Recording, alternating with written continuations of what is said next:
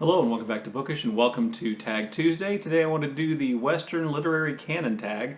This tag was created by Aaron Facer over at his channel. I'll leave a link to his original video and his channel down below. Aaron was kind enough to tag me to do this, and it's been a few weeks behind on my tags, but I wanted to get to it for this Tag Tuesday. So the idea behind this tag is for us to kind of share our ideas about what books make up the Western literary canon.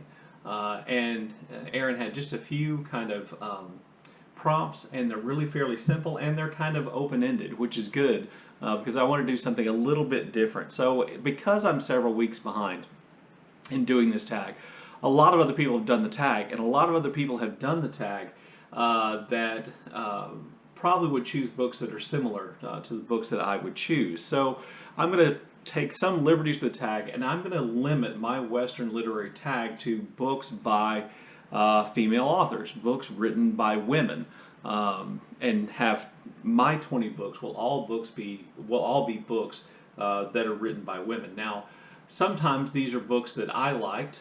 Sometimes these are books that I just think belong in the canon, whether I like them or not. And all of them are books I read, so I didn't choose any books that based solely on their reputation. All these are books that I read.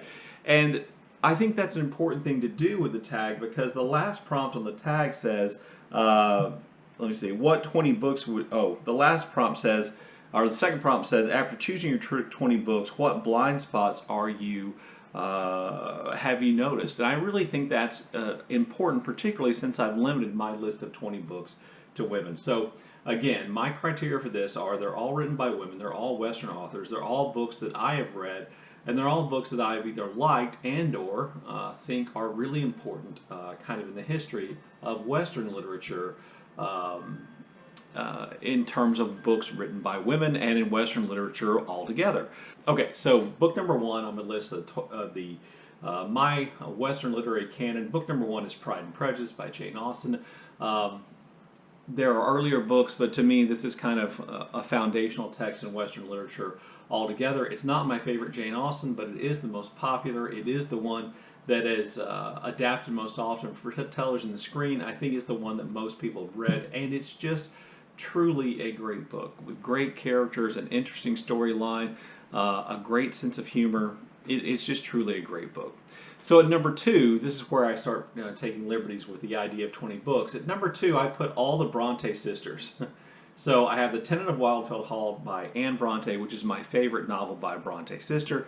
I have Jane Eyre by Charlotte Bronte, and I have Wuthering Heights by Emily Bronte. So I have all three of those as my book number two. I really don't like Wuthering Heights. It's not a book I liked. I thought Jane Eyre was good, even though I think its ending I have issues with its ending and with the kind of romance element, and I really like The Tenant of Wildfell Hall, even if the middle section seemed to go on a little bit too long, and I wasn't particularly happy with the way things worked out. I didn't think the hero of the novel, such as was, deserved the heroine of the novel, but I really liked that book, so I put all the Bronte sisters' best-known novels at number two.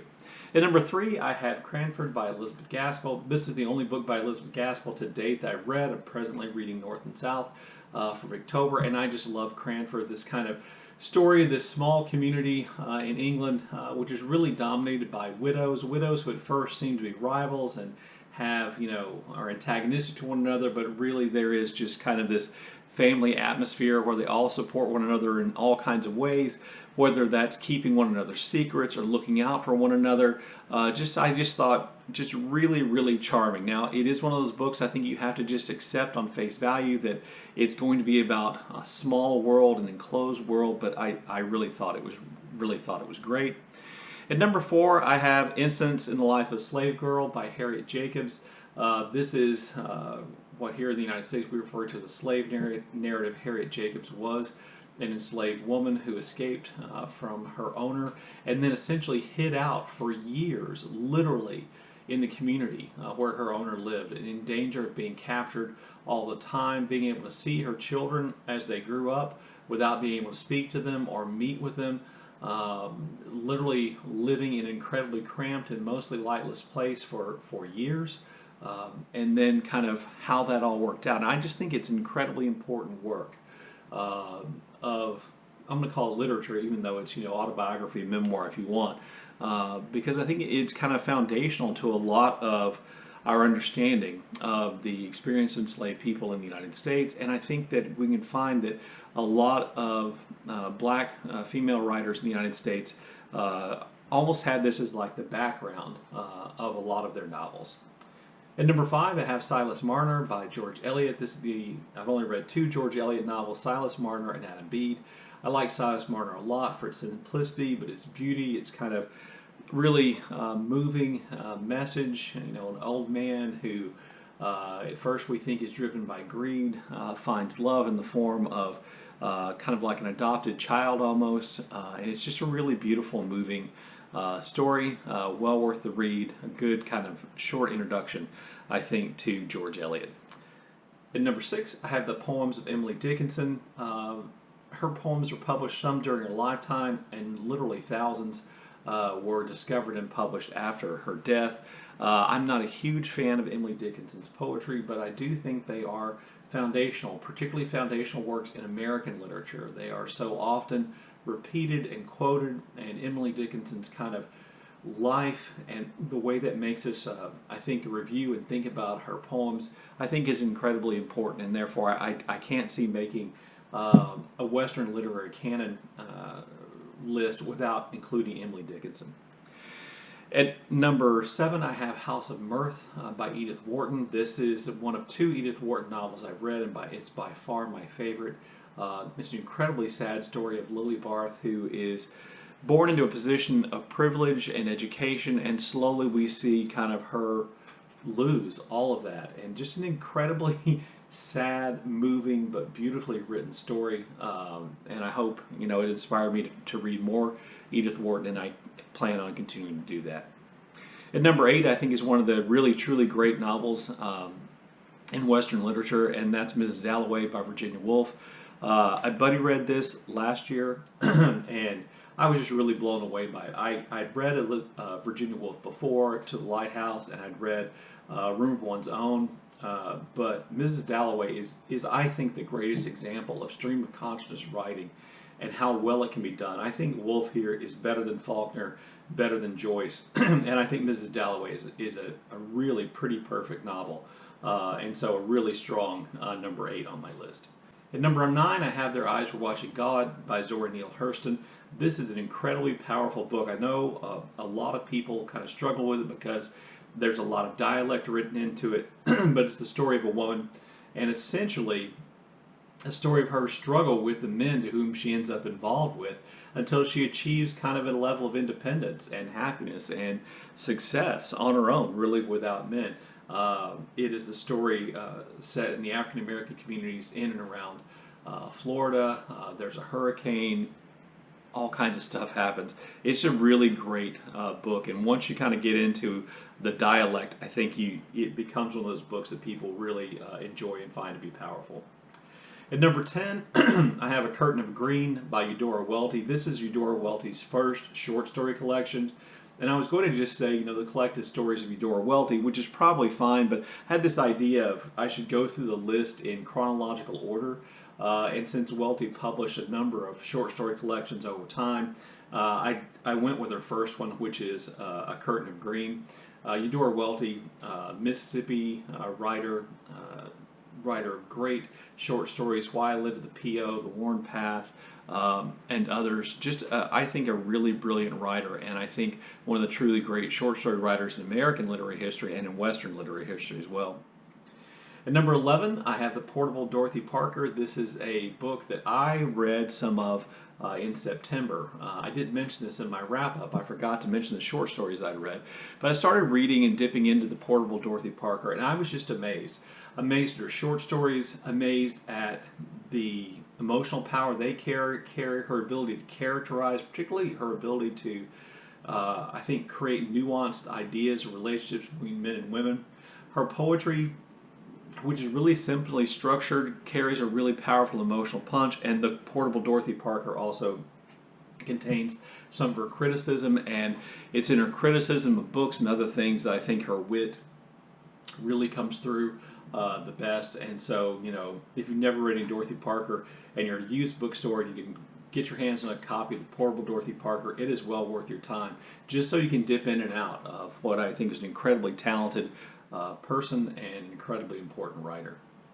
At number 12, I have A Good Man is Hard to Find by Flannery O'Connor. Again, like with Eudora Welty, Flannery O'Connor is a Southern woman, lived in Georgia, writes from that kind of Southern Gothic, Southern point of view. Truly great short stories. A Good Man is Hard to Find, Everything That Rises Must Converge, and other just really great, powerful, oftentimes dark short stories. I just think just a really brilliant writer. At number 13, I have To Kill a Mockingbird by Harper Lee. This is, you know, an American classic, one of the most read books probably in the United States of America in the 20th century. You know, it has, and I think it's showing its age and its flaws in terms of its portrayal of black people and white people living in the South. And I know Harper Lee's posthumously published Ghost Set a Watchman kind of really detracted from a lot of people's ideas about To Kill a Mockingbird, but it is an American classic. It is, you know, I think an incredibly fine book, and one which I can't imagine making a Western literary canon without including To Kill a Mockingbird. At number 14, I have Ariel, a collection of poems by Sylvia Plath. I haven't read all of Ariel, and again, this is one of those occasions where I'm kind of using one book as a stand-in for all of a person's writing. Ariel, I believe, was published after Sylvia Plath's suicide, and it contains, you know, some poems that people think are some of her greatest work. I've read some of those poems that are in Ariel, some that came in earlier collections.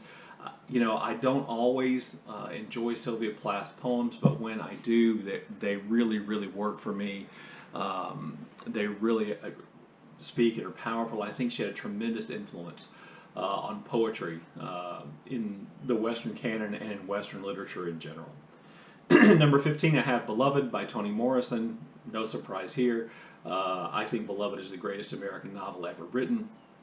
It deals with the issues of race and slavery and the legacy of that and the violence and how that haunts really the United States of America in an incredibly powerful, moving, oftentimes very disturbing way. I just think just a real masterpiece and a great book. At number 16, I had The Joy Luck Club by Amy Tan.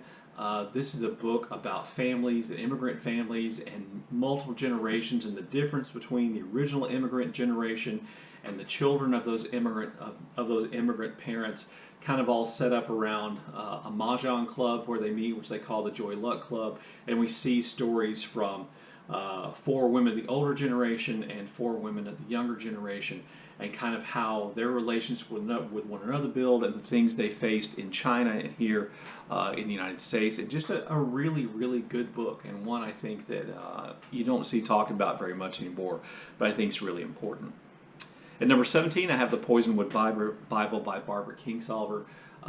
This is a book about a religious man whose obsession is to go and spread his religious belief in what I guess would be today the Democratic Republic of Congo, was Zaire, was the Belgian Congo, and he takes his family of his wife and his daughters go there, and you know, it's a real culture shock for everybody, and he refuses to change, and he is maniacal, and we see the impact this has on his family and the impact it has on his daughters, who all end up being affected differently and going their different ways than his wife. And it's just a really beautiful, powerful, wonderfully written book.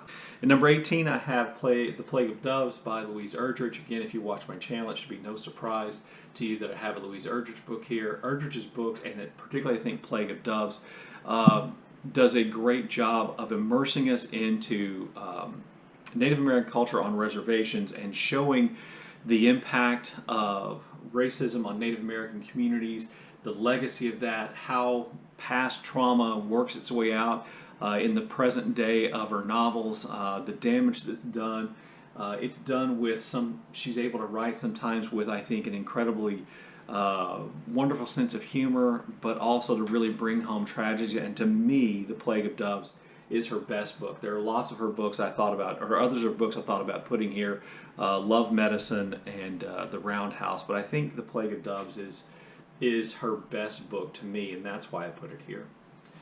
Number 19, I had Milkman by Anna Burns. This is the story kind of told without names, really, of a young woman living in Northern Ireland during the Troubles and essentially isolating herself in all ways, attempting to isolate herself from her family, from her friends, from her boyfriend, and the symbol of her isolation is that she literally walks through Belfast reading books while she's walking, so that she is in another world as she passes through this horrible world of violence. Inevitably that world intrudes on her own world, and she realizes that she is dependent on other people, and she is affected by other people, and that those relationships that she has formed, whether she's fully reciprocated or not, those relationships she has formed are the way in which she's able to get out of a really dangerous situation in which she finds herself.